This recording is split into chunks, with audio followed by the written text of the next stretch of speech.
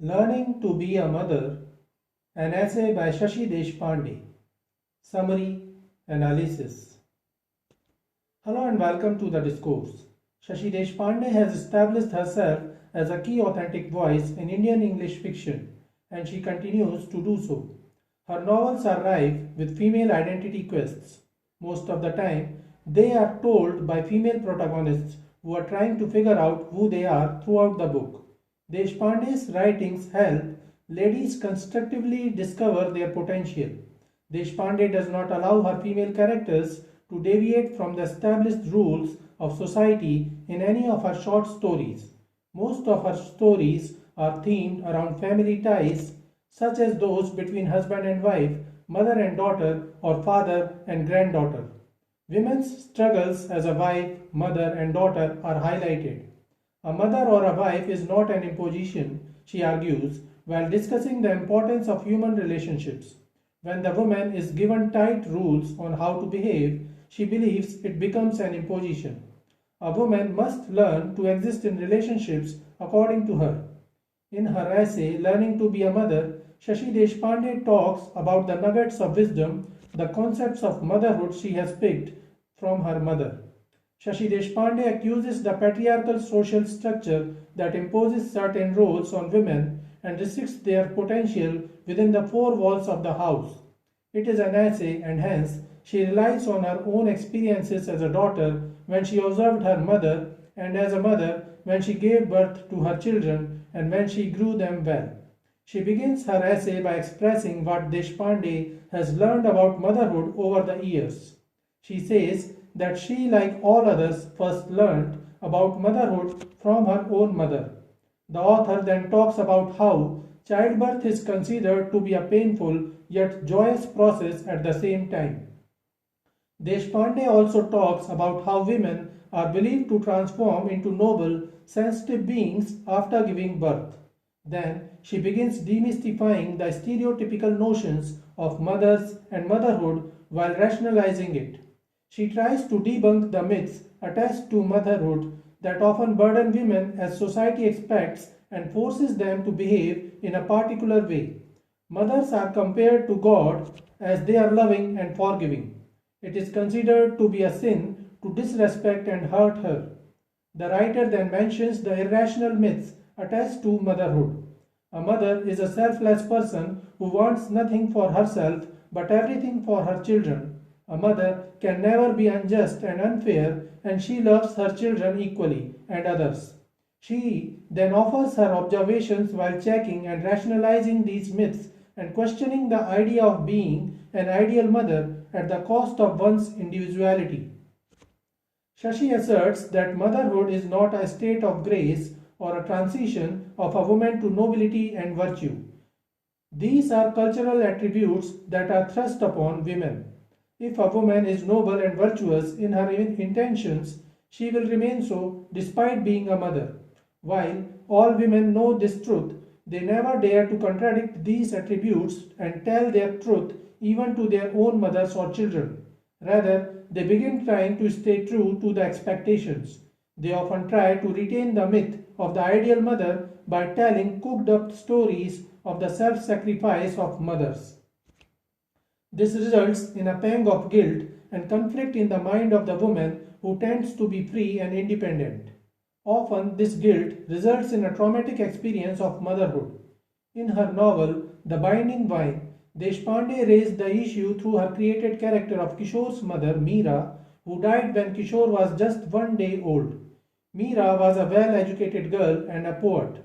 Meera once met a poet named Venu and showed him some of her poems.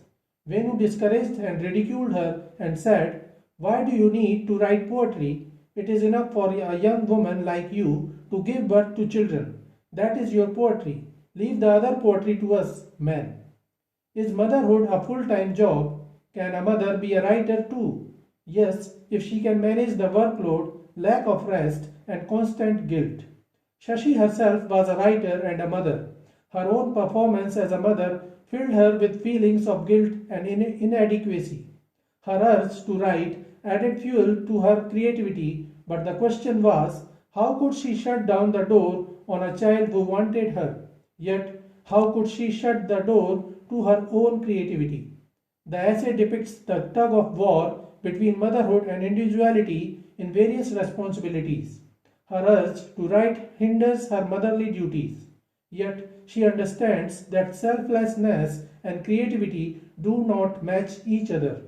Creativity requires her to put herself first and to be selfish. If she puts herself, her work, and her aspirations first, she fails her child. Children of all ages expect their mothers to put them first, and they are never comfortable with the thoughts of their mother having a life of her own. The writer says that she wasn't fit to be a mother in terms of the patriarchal system. She was short tempered, lacking patience, wanting freedom, and hated to cling on.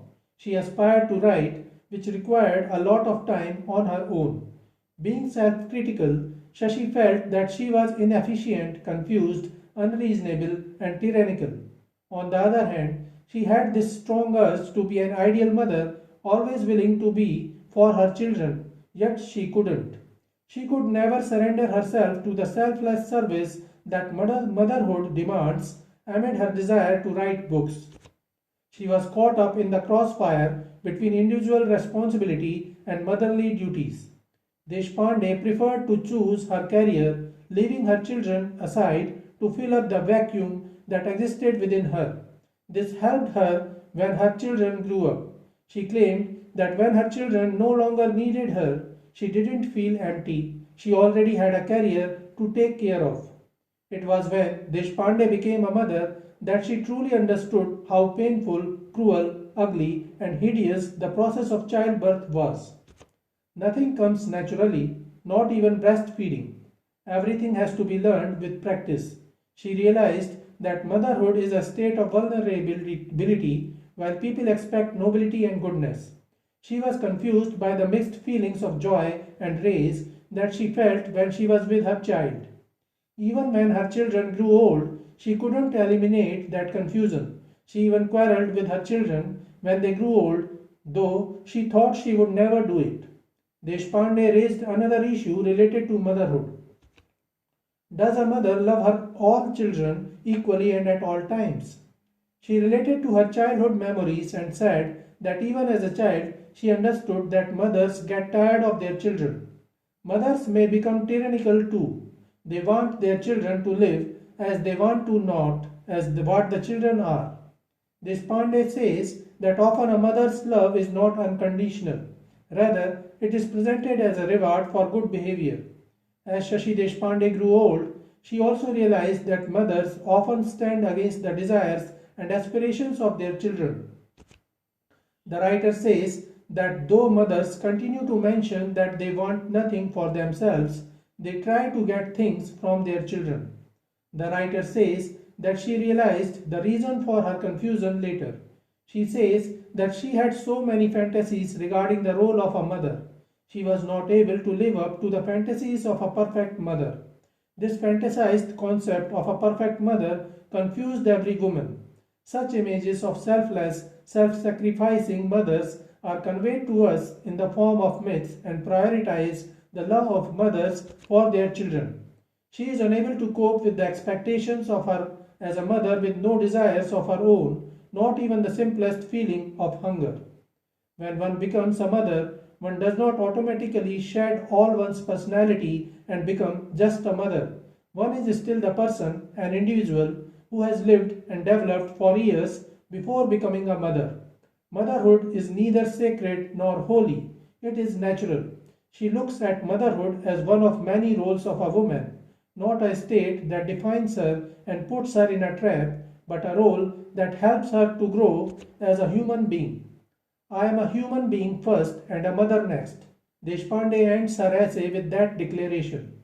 So this is it for today. We will continue to discuss the history of Indian English literature. Please stay connected with the discourse. Thanks and regards.